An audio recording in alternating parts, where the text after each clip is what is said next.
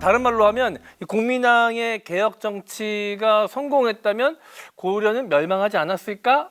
라는 말이기도 합니다. 자, 국민당이 즉위한 후에 펼친 것이 바로 반원 정책인데요. 구체적으로 어떤 작업을 좀 한 겁니까? 일단은 우리가 친원 세력 교과서에는 권문세족이라고 나와 있는 그 집단들이 있는데 이 권문세족은 기본적으로 뒷배가 탄탄했어요. 이게 국민당의 기본적인 개혁 방향입니다.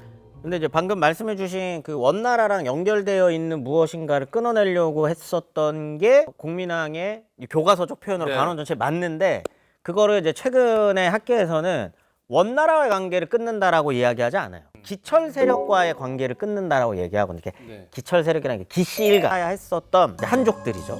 한족들을 중심으로 지금 원나라, 지금의 이제 몽골 휘하에서 더 이상은 우리는 안 되겠어라고 하면서 농민 반란이 계속 일어납니다. 요 과정 하나. 그다음 두 번째는 고려 입장에서 방금 말씀해 주신 것처럼 고려의 왕은 몽골의 황실과의 관계 속에서 나와요. 그러면 공민왕은 노국대장공주라고 하는 자기 와이프에서부터 옵니다. 왜냐하면 엄마는 고려인이에요. 그랬었기 때문에 엄마 쪽 라인은 없어요. 그러면 부인 라인밖에 없거든요. 그럼 부인 노국대장공주 쪽 말고는 내가 원나라에서 얻어낼 수 있는 어떤 세력의 어떤 힘이라는 게 부족해요. 이 무렵에 원나라에 고려인인데 그 지금 공민왕보다 세력이 훨씬 큰 사람이 있어요. 그 사람 기왕후거든요. 네. 자, 지금 원나라라고 하는 나라랑 고려라고 하는 나라의 관계는 부마국으로 이 나라의 위치를 존속시켜주는 가장 결정적이었었던 게 그 부마라고 하는 이 관계 그리고 그 안에서 오는 힘이었는데 이것보다 더 큰 힘이 고려인이라는 이름으로 올라가가지고 생긴 거예요. 그다음에 그 옆에 붙어있는 고려인 황관들부터 해가지고 조직이 또 있거든요. 그럼 이들이 고려와 어떤 관계를 맺는 거예요? 이게 되게 문제가 돼요. 특히나 이 기왕후의 남자 오빠 동생들이 네. 고려 안에서 정치를 한다고. 가장 이제 대표적인 사람이 이제 기철이죠. 기철 입장에서 황제의 처남이에요. 원나라의 처남이라고요.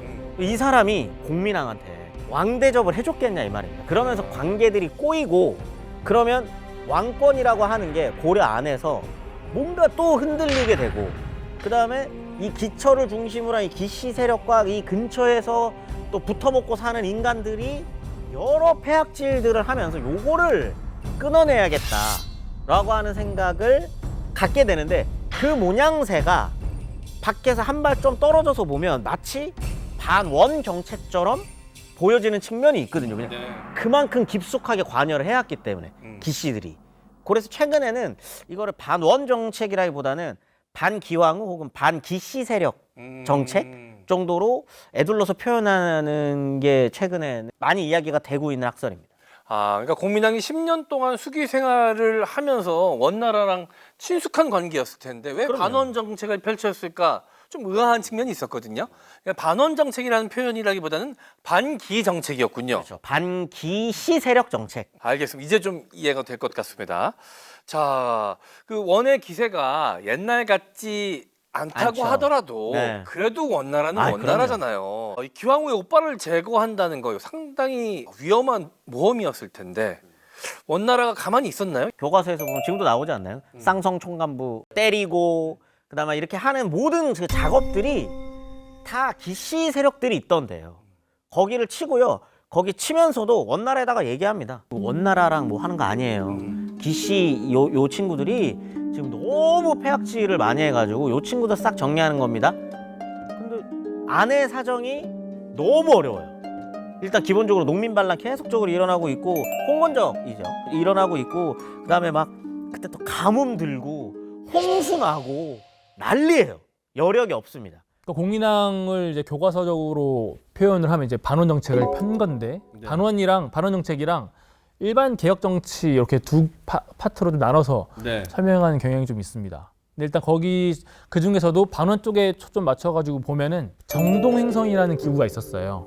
정동행성은 원나라가 일본까지 원정을 하기 위해서 고려에다가 만든 기구예요. 말 그대로 동쪽을 정벌하겠다 해서 만든 기구인 건데 이 기구를 사실 일본 원정에 실패한 이후에 없앴어야 되는데 네. 없애지 않고 내정 간섭을 하는 용도로 계속 둬요. 근데 그 중에서도 이제 정동영 성을 다 없애지 못하고 공민왕은 이문소라고 하는 일부 기능 정도만 폐지를 하는데 이게 이제 뭐 감시를 하느니 뭐 이런 조금 옥죄는 역할을 했던 게 이문소였거든요. 요 기구를 하나 없애고요. 그 다음에 기씨 가문의 밀집 지역, 기씨 가문의 권력이 좀 집중되어 있는 지역이라고 하면은 쌍성 총관부라고 있어요. 이 몽골 원나라가 여러 개 영토도 가져갑니다. 화북 지역에 쌍성 총관부 가져가고, 그 다음에 서경에다가는 동령부라고 하는 걸 설치해서 그쪽 지역도 가져가고, 제주도도 탐라 총관부 설치해서 그쪽 지역 가져가고, 그 중에 쌍성 총관부는 실제로 무력을 행사해서 회복을 하거든요. 무력을 행사해서 회복할 때도 그때 당시에 원나라가 별로 간섭을 못해요. 그 정도로 지금 원나라가 이미 무너져 있는 상황이었죠. 그래서 이런 식으로 계속해서 반원 정책들을 이어갑니다.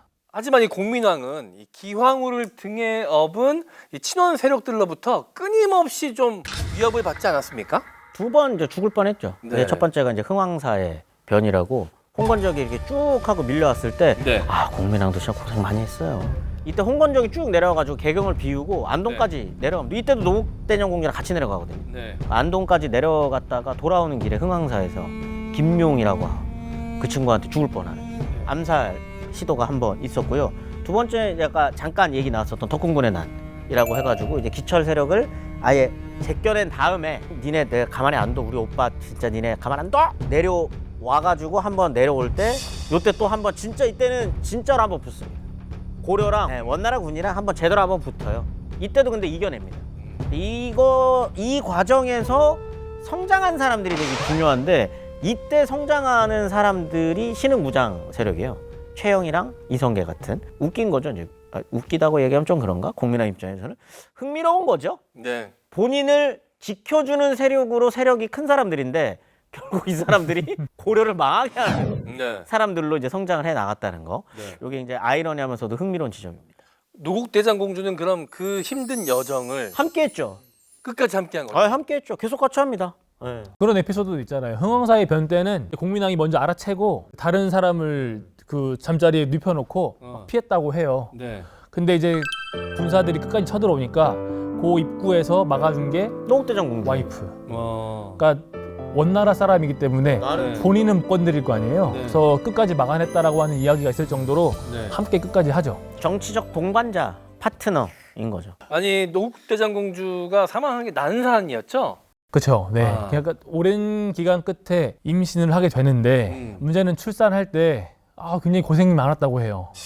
또 그 과정도 공민왕이 계속 지켜보면서 막 향을 피우면서 뭐 제발 문제 없이 출산하게 해주십시오라고 했는데 결국에는 애를 낳다가 와이프도 죽고 아기도 죽고 하는 상황이 벌어지죠. 그 이후에 이제 공민왕이 굉장히 괴로워합니다. 그러면서 이제 세기의 로맨스다, 사랑이 무너뜨린 왕의 비극이다, 뭐 이런 표현들까지 쓸 정도로 절절한데.